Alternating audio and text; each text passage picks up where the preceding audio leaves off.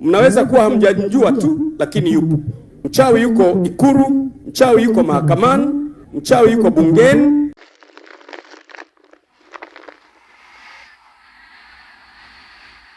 Tawala dunia.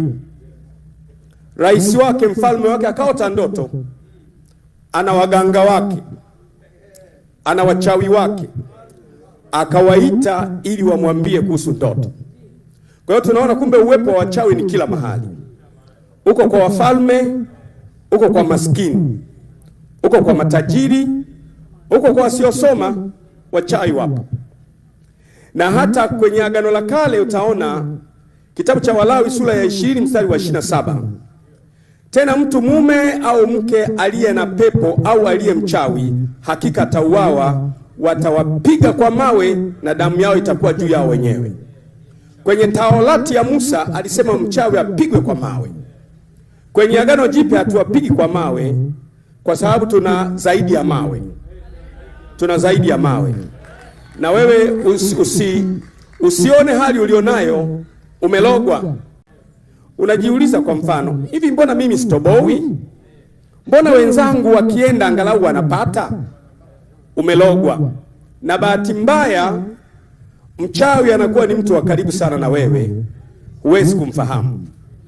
Kumbukumbu la Torati sura ya 18 kuanzia mstari wa 10 inasema hivi: asionekane kwako mtu ampitishaye binti yake katika moto, wala asionekane mtu atazamaye bao, wala mtu atazamaye nyakati mbaya, wala mwenye kubashiri, wala mwenye kusihiri, wala mtu alogae kwa kupiga mafundo, wala mtu apandishaye pepo, wala mchawi, wala aombaye wafu. Mungu anasema kwamba asiwepo mtu anayeloga kwa kufunga mafundo. Hebu sema kufunga mafundo.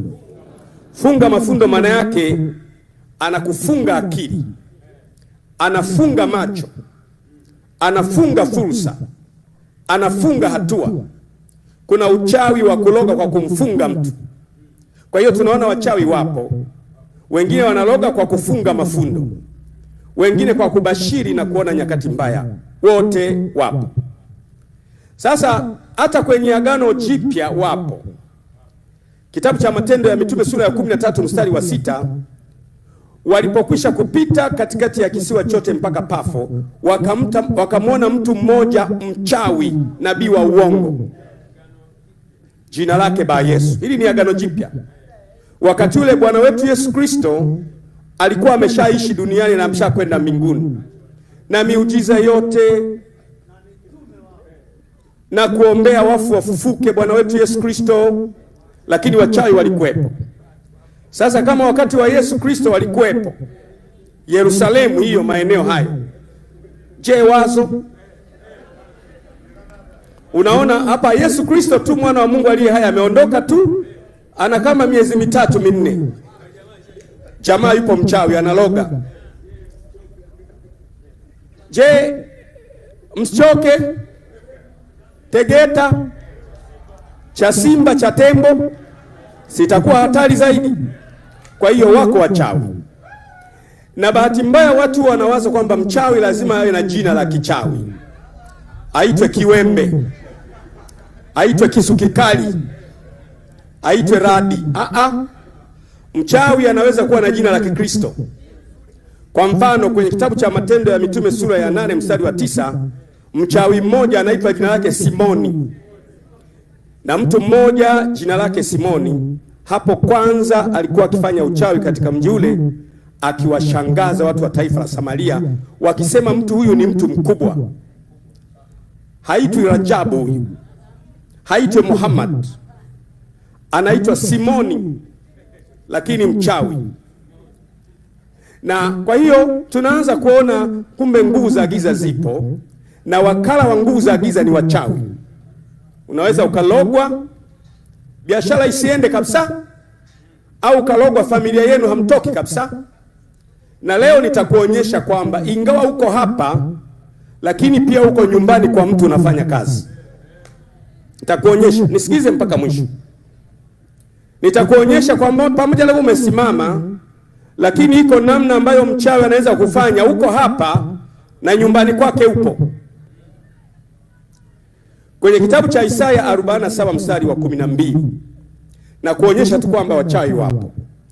Anasema, simama sasa na uganga wako mwingi wa uchawi wako uliojitabisha nao tangu ujana wako, labda utaweza kupata faida. Ule mstari wa 13, umechoka kwa wingi wa mashauri yako, basi wasimame hao wajuao faraki, wazitazamao nyota, watabilio kila mwezi mambo yake. Amesema wasimame watu wajuao faraki. Mtu yoyote kama mimi ambaye ana elimu kidogo, sisi Waislamu tuna elimu mbili. Tuna elimu dunia na tuna elimu ahera. Elimu dunia ina matawi mawili. Tawi la kwanza inaitwa faraki, ndio nimesoma hapa, iko kwenye Biblia. Faraki maana yake ni elimu ya uganga. Tawi la pili la elimu dunia inaitwa buruji. Buruji ni elimu ya nyota. Zote zimetajwa hapa. Amesema wasimame wajuao faraki na watazamao nyota. Kwa hiyo ukiona faraki ni elimu ya uganga, lakini buruji ni elimu ya nyota, kama aliyokuwa anafanya mzee wetu mzee Yahya. Hizo zote ni sehemu ya elimu dunia. Kwa hiyo unaona, tunaanza kuona kumbe wachawi wapo, na mtu anaweza kulogwa, akalogwa haolewi, mpaka mtaa mzima wanashangaa, huyu mrembo mbona haolewi? Anaolewa, biashara hautoboi. Lakini wewe unafikiri mambo tu ya kawaida. Mungu amenituma kwamba nenda ukawafumbue macho, wamwache shetani, wamwelekee Mungu, waziache na nguvu za giza, waielekee nuru na wapate msamaha wa dhambi. Lakini tuangalie kidogo